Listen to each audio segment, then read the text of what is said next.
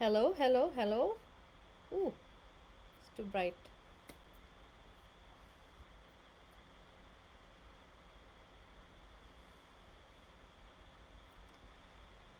All right, everyone, let's talk about self doubt. Self doubt, the silent killer. Let me ask you, who here has self doubt? I think every hand will go up, right? We all have self doubt. And we also have goals we want to achieve. We also have dreams that we want to fulfill. We have ambitions that we want to go after. But if we latch on to self doubt or self doubt latches onto us, then guess what? We will be left with unfulfilled dreams, resentment, regret, lack of fulfillment. And the worst way to live life is to live with resentment because resentment turns into poison, in my opinion. It does because resentment eats us up every moment. As soon as we think about, I should have done that, oh, but I was so scared. There was that meeting, I had an amazing idea, but I did not speak up, and John did, and John got the recognition. I wish I had done that.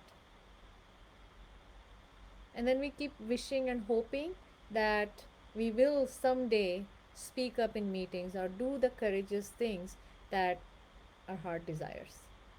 So let's talk about self doubt. I'm Dr. Mrinalini Garg. I am an executive presence and confidence building coach for South Asian women.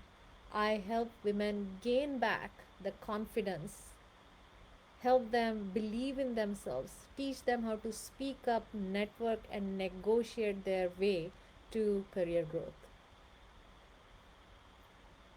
So let's come back to self doubt. One of the best ways to look at self doubt is to first understand what self confidence is. And what is self confidence? It is that belief in yourself.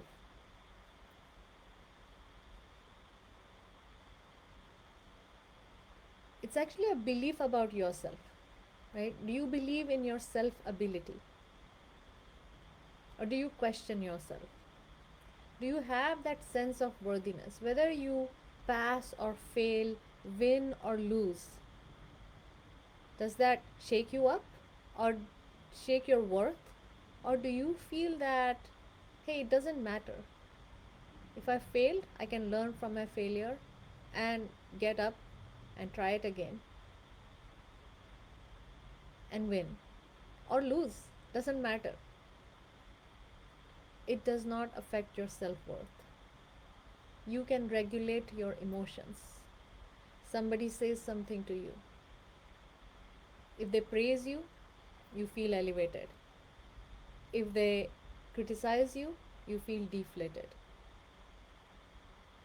When you have that self confidence, you're able to regulate your emotions and not go up and down with people's opinions about you or people's actions toward you. And then self acceptance. Do you accept as you are?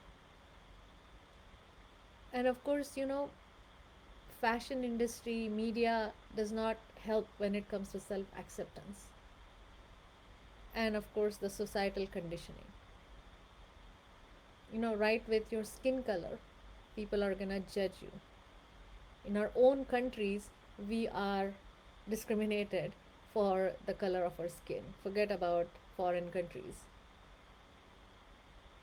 Long hair, short hair, you speak too loud, you speak too softly. You look great in sari, you look an auntie in sari. You're you have wrinkles now, you have gray hair now. Do you accept life as is? Do you accept yourself as you are? Do you accept the good, bad, and ugly in you? Because guess what? We all have it. Whatever we complain about, we have done that to others. When we say somebody discriminated against us, we have done that to others. We have had our prejudices. We have done something blatantly wrong, intentionally or unintentionally. But are you able to accept yourself? It is from that place of self acceptance confidence arises. It is from that acceptance that I'm not good yet, but if I put in the effort, if I learn it the right way, I will get it. If I failed, doesn't mean that's the end of the life or that I'm not worthy of success. And in self doubt, it's exactly the opposite. We either just keep criticizing ourselves or we are delusional about us and we pretend I know everything.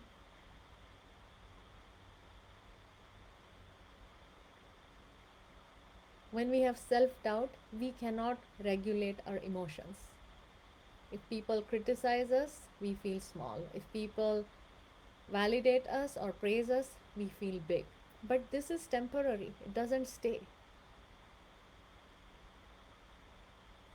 When it comes to our belief in our self ability, we keep wavering when we have self doubt.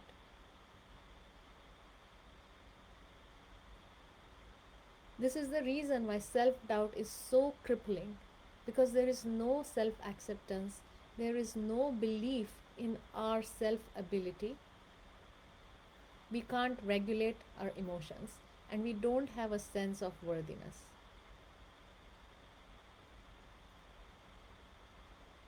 When we have self doubt, we constantly compare ourselves with others. We compare the first chapter of our book with the 20th chapter of someone else's book. And we constantly feel that gap. Why am I not there yet? Why am I not there yet? And that feeling of inadequacy keeps on increasing. And when that feeling of inadequacy keeps on increasing, it starts affecting our self esteem and it spirals down and we hit the rock bottom. And when we hit the rock bottom and we have immense self doubt, then we don't take rational decisions. We tell ourselves, I'm gonna make it happen. I'm gonna make it happen somehow. I'm gonna prove myself. I'm gonna show them.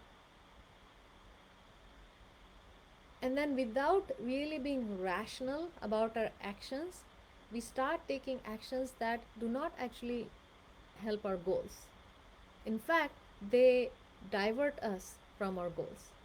What I mean by that is when we are not thinking rationally, when we really don't have a good understanding of how we can actually solve the problem, what we do is we take the wrong actions. So, if a colleague got promoted, we start thinking about, I'm going to work so hard, I'm going to take more responsibilities, even if I have to stay up at night, even if I have to work during weekends, or I'll take my computer with me on vacation. We are hell bent on proving ourselves. And then what happens? We feel overwhelmed. We have no time for ourselves, and it starts affecting our health.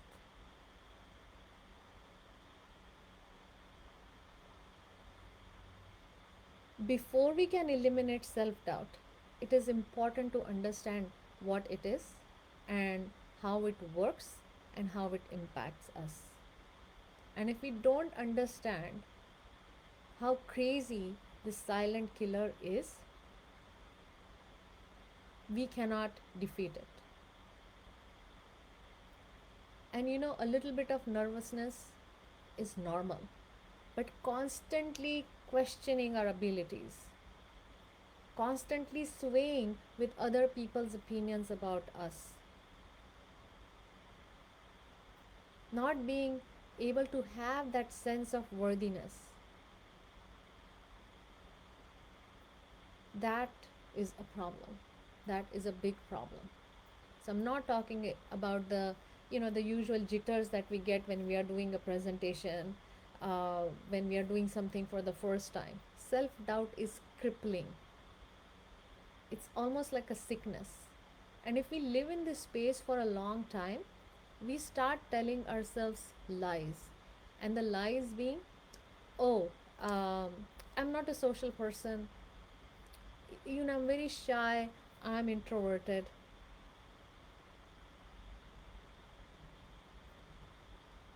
So, unless and until we examine if that is truly true, if that's 100% true, unless we examine that, we get sucked more and more into that downward spiral of self doubt. So, know that self doubt is not our nature. Doubt is not our nature. We were born with confidence. We were. If you have noticed, little children, ask a 6-year old to move a heavy fridge. What do? They don't sit and question whether I will be able to move the fridge or not. They just go, push it, and try it. And then they figure out, am I strong enough or not? And they will keep at it, keep at it. And then they will ask for help and, get it done. But when we have self doubt, we just stop there before even trying. It's like, oh, it's too big. I don't think I have the strength. I don't think it will work. Why do I even need to move the fridge, right? So, when it comes to speaking up in meetings, this is how we start justifying. When it comes to networking with senior leaders, this is how we justify. Anyway, I don't have anything to talk about. And they favor other people, other employees.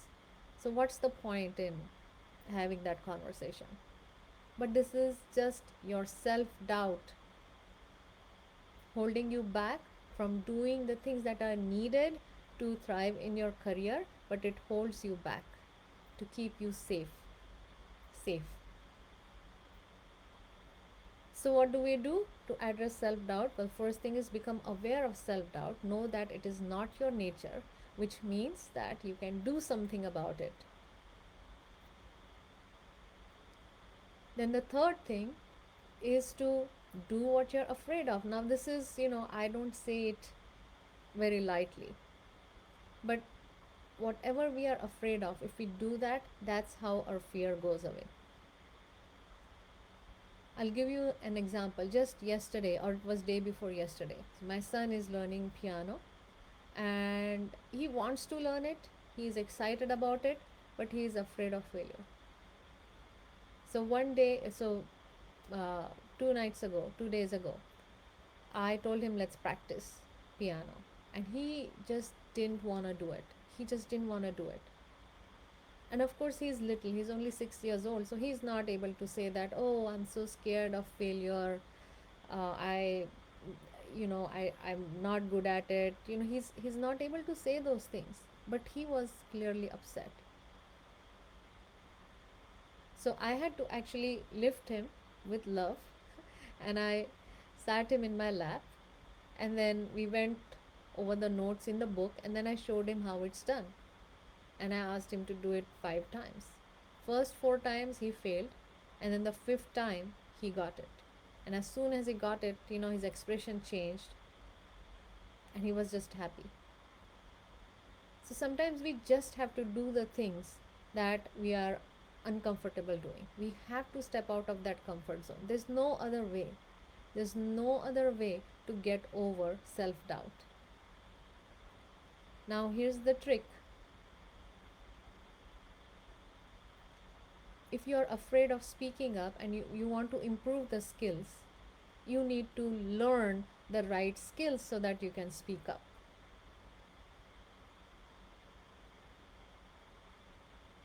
And contrary to what everyone tells, it's like learn to speak up, improve your vocabulary, watch English movies so that you can speak better English. Try to speak like others, learn the slangs. This is the advice you generally get. Go to Toastmasters. Hey, Jordan, go to Toastmasters, improve your English. But the less practice you do of talking, the better you will be at speaking up. Now, you will be shocked, why do I say that? The key is to learn to listen before speaking up. The more you get in tune with whoever is present in the meeting, the more you can read the room, the more you can listen to what they are saying, what they are asking, the better you will respond. And Jordan, you will appreciate it because you are a musician. My music teacher, when I was learning Indian classical music from him, the one thing he kept on saying to me was, Mrinalini, listen to the note, listen to the note, listen to the note. It is not so much important of singing that note incorrectly, right? Because if you don't hear the note correctly, you're gonna sing it incorrectly. So the more you listen, the better you can sing accurately.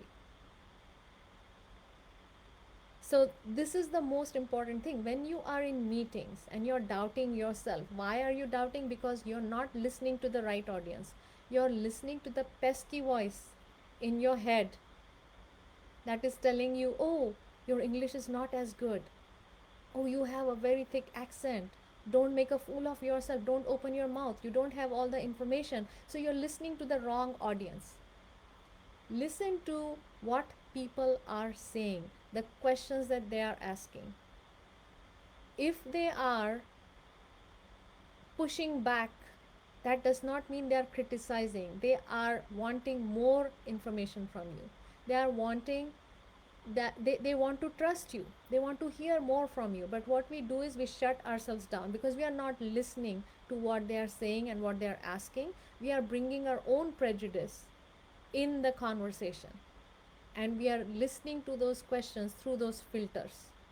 But if you can just focus on reading the room, taking the questions for what they are, you will stop doubting yourself and you will be more present and you will answer the questions more confidently.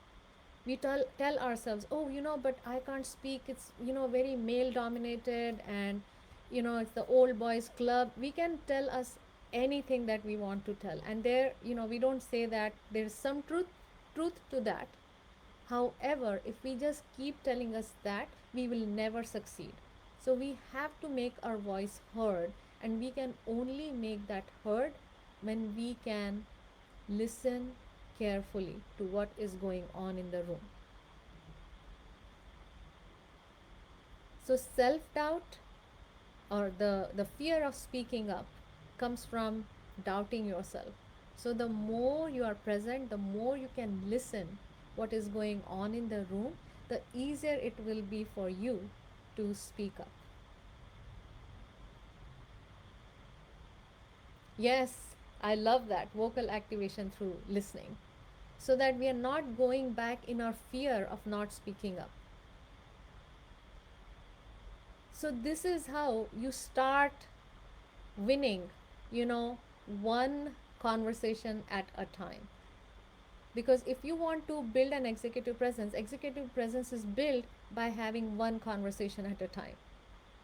And when you have that conversation, being 100% present, really listening to what the audience is looking for, you will become better at answering those questions and speaking up with more power.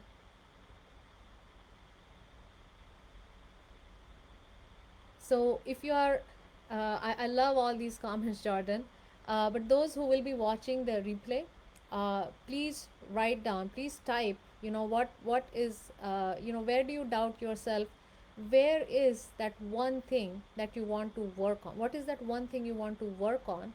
And start eliminating that self doubt. And try what I have shared in this video and let me know how it goes. And if you're looking to transform your career, if you are willing to, if you're ready to take an expert's hand and want to transform your leadership, reach out to me. You can go to www.unshackledcareerwoman.com/call, and we will hop on that call. We will look at where are you right now, where you want to be. We will understand what the leadership gap is, and I just want to be 100% certain that I can help you get to where you want to be on that call. And once we know that we are a great fit, then sky is the limit. I will see you next week.